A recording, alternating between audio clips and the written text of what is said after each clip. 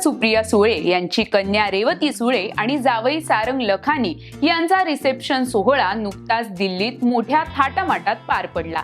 दिल्लीसह देशभरातील अनेक मोठ्या राजकीय नेत्यांनी या सोहळ्याला हजेरी लावली होती। तसेच विविध क्षेत्रातील मंडळींनी या सोहळ्याला हजेरी लावली होती। या सोहळ्यातील एक व्हिडिओ सध्या सोशल मीडियावर तुफान व्हायरल होतोय। या व्हिडिओमध्ये फणस किंग म्हणून ओळखले जाणारे मिथिलेश देसाई हे थेट पंतप्रधान नरेंद्र मोदी यांच्याशी संवाद साधताना दिसत आहेत।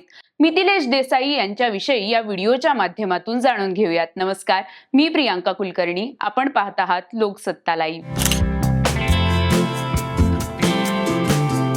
मिथिलेश देसाई हे कोकणातील रत्नागिरी जिल्ह्यातील लांजा तालुका येथील असलेल्या झोपडे गावचे रहिवासी आहेत। त्यांना फणस किंग म्हणूनही ओळखलं जातं। रत्नागिरीत त्यांनी फणसाची बाग तयार केली आहे। मिथिलेश हे राहुरी कृषी विद्यापीठातून बीटेक ॲग्रिकल्चर इंजिनिअरिंग मध्ये पदवीधर आहेत। खरं तर पदवीपर्यंत शिक्षण पूर्ण झाल्यानंतर मिथिलेश यांनी केंद्रीय लोकसेवा आयोगाची परीक्षा दिली होती।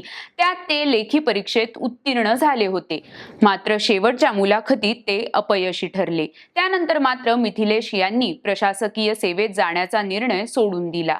गावी येऊन इतर कुठे नोकरी करण्यापेक्षा आपल्या शेतीत पूर्ण वेळ काम करण्याचं त्यांनी ठरवलं। मिथिलेश यांच्या वडिलांनी 2010 पासून शेतात फणस लागवडीला सुरुवात केली होती। उन्हाळ्यात ते हातखांब येथे महामार्गावर जाऊन फणस विकत असत। फणसाची उपयुक्तता त्यांच्या लक्षात आली होती, त्यामुळे फणसावर संशोधन करून फणस लागवड करण्याचा निर्णय मिथिलेश यांनी घेतला।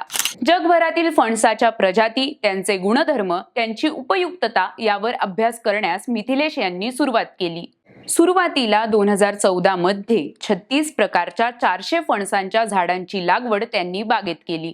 2017 मध्ये केरळमधील वायनाड येथे फणस या विषयावर एक जागतिक स्तरावरील कार्यशाळा आयोजित करण्यात आली होती। या कार्यशाळेमुळे फणसाकडे बघण्याचा मिथिलेश यांचा दृष्टिकोन बदलला। जागतिक पातळीवर असणारे फणसाचे महत्त्व पहिल्यांदा त्यांना लक्षात आले। व्हिएतनाम, मलेशिया, थायलंड या देशात फणस पिकाला असलेली मागणी त्यांना समजली। फणसातील औषधी गुणधर्मांची ही माहिती त्यांना मिळाली। त्यामुळे बागेत फणसाची लागवड वाढवण्याचा निर्णय मिथिलेश यांनी घेतला। 2020 साली मिथिलेश यांनी शेतकरी उत्पादक कंपनी सुरू केली। सुरुवातीला 100 शेतकरी होते। आज 1077 शेतकरी सदस्य आहेत। कोकणातील सर्वात मोठी शेतकरी उत्पादक कंपनी म्हणून ही कंपनी ओळखली जात आहे, ज्या माध्यमातून प्रामुख्याने फणस, काजू आणि आंबा अशी पिके घेतली जात आहेत। 2022 साली या कंपनीला जर्मनीतून फणसांच्या पानांची मोठी मागणी प्राप्त झाली। पहिल्या वर्षी 1 टन पाने निर्यात केली, दुसऱ्या वर्षी 5 टन फणसांच्या पानांची निर्यात केली। एवढ्या पानांचे जर्मनीत काय केले जाते याचा शोध घेतला तेव्हा त्यांच्या असे लक्षात आले की या पानातील अर्क काढून तिथे कॅन्सर रुग्णांवर उपचारासाठी वापरले जात आहेत।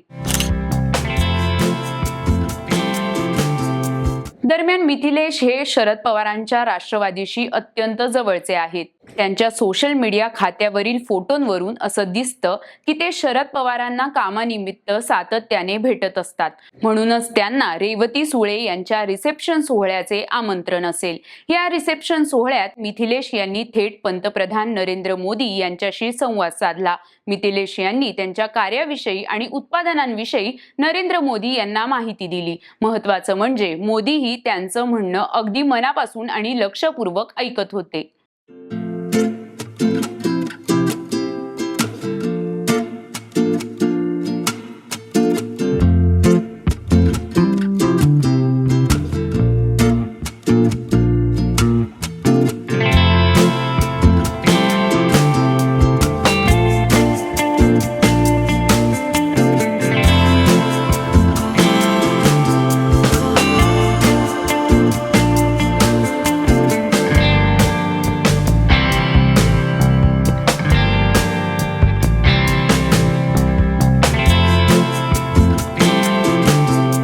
राजकीय, कला, क्रीडा आणि इतर क्षेत्रातील बातम्या जाणून घेण्यासाठी लोकसत्ताच्या YouTube चॅनलला सबस्क्राईब करायला विसरू नका। पाहत रहा लोकसत्ता लाईव्ह।